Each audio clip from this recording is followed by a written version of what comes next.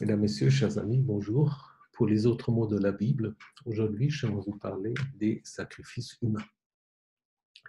Les sacrifices existent dans tous les systèmes religieux et il y a beaucoup de théories sur l'origine du sacrifice. On imagine qu'il s'agit d'un remerciement à la divinité. D'autres pensent aussi qu'il y a le principe du do ut des, je te donne pour que tu me rends quelque chose. Parfois, sans doute aussi, on veut en quelque sorte forcer la main de la divinité d'intervenir en faveur de celui qui opère le sacrifice. Les sacrifices humains en guise de remerciement sont attestés dans la stèle de Mécha, qui se trouve au Louvre, où le roi Mécha, en effet, raconte qu'après avoir remporté la victoire contre Israël, il a pratiqué un cherem, c'est-à-dire un interdit, une mise à part pour sa divinité tutélaire, Chemosh, c'est-à-dire il a apparemment offert en sacrifice des humains, des prisonniers de guerre, avec l'idée que le butin doit en effet revenir à la divinité qui a donné la victoire. Cette même pratique est attestée dans le livre de Josué, où il est dit que Josué, après avoir conquis la ville de Jéricho, aura également pratiqué auprès de la population un cherem pour Yahvé. Les premiers-nés sont également objets de sacrifice, avec l'idée que la divinité a donné naissance à des animaux, à des humains, donc il faut lui rendre en guise de remerciement. Et il est dit dans le livre de l'Exode, donc tout premier-né parmi tes fils, donc il faut le racheter, c'est-à-dire sans doute le remplacer par des sacrifices animaux. Une pratique similaire est attestée chez les Phéniciens qui se sont installés en Afrique du Nord, où on a des cimetières d'enfants qu'on imagine étant en effet des enfants sacrifiés, mais on a aussi des stèles qui disent en effet c'est des stèles d'offrande à la place d'un nourrisson. Donc on essaie apparemment aussi le rachat.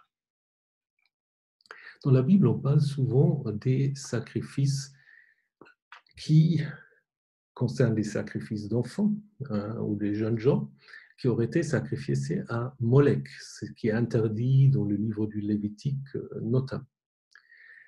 La question, en effet, c'est qui est Molech? On a imaginé Molech comme une sorte de dieu démoniaque, un monstre, comme on le voit encore dans le film Metropolis de Fritz Lang. La solution, en fait, elle est un peu plus simple ou un peu plus étonnante, parce que, en effet, Molech n'est rien d'autre, personne d'autre que le Dieu d'Israël, Yahvé. En effet, Molech est simplement une mauvaise vocalisation, une vocalisation péjorative pour le terme Melech, qui veut dire roi, et roi était en effet un titre qui était donné à Yahvé. D'ailleurs, on voit très bien que les interdits du sacrifice de Molech sont motivés avec l'idée « tu ne profaneras pas le nom de Yahvé ». Alors, profaner le nom de Yahvé en offrant un sacrifice à Molech, ça ne fait du sens que ce Molech est en effet Yahvé lui-même. Qu'on a offert de tels sacrifices, on le voit aussi de nouveau chez les voisins d'Israël. Le roi de Moab, dont nous avons déjà parlé, offre en effet, dans un cas de contexte de guerre, il est en effet encerclé par les Judéens, des Édomites et toute une coalition. Il n'a plus tellement de solutions, alors qu'est-ce qu'il fait? Il prie le fils aîné qui devait régner à sa place et il l'offre en holocauste, c'est-à-dire en sacrifice où tout est brûlé à sa divinité. Et il y a eu une grande colère, donc apparemment cela a marché. Donc le fait que les Israélites offrent des sacrifices à Molech en cas de crise est attesté d'une certaine manière aussi par ce récit.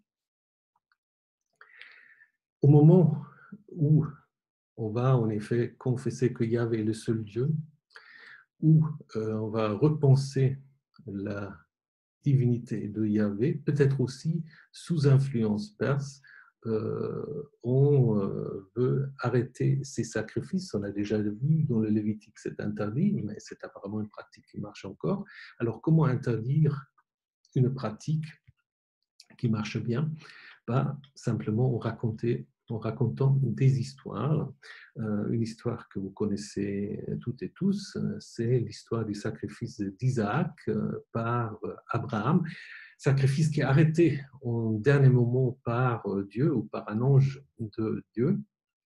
Alors l'idée étant en effet que Dieu aurait donné cet ordre de sacrifier le fils d'Abraham, mais comme une sorte de test, parce qu'à la fin, comme vous le savez, le sacrifice humain est remplacé par un sacrifice animalier, par un bélier que, en effet, Abraham va découvrir. Il y a une autre histoire qui critique d'une certaine manière le sacrifice humain, c'est l'histoire de la fille de Jephthé.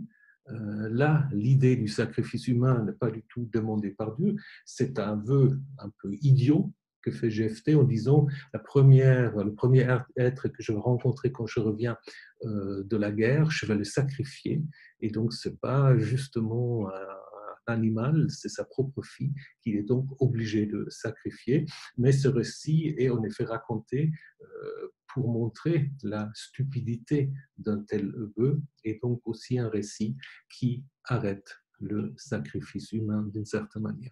Donc, le judaïsme, à partir de l'époque perse-hellénistique, a définitivement renoncé au sacrifice humain, alors que le christianisme, d'une certaine manière, a repris cette idée d'un sacrifice du Fils, puisqu'on a souvent vu dans le christianisme, dans le sacrifice d'Isaac, une sorte de prélude au sacrifice du Christ, mais ceci est une autre histoire.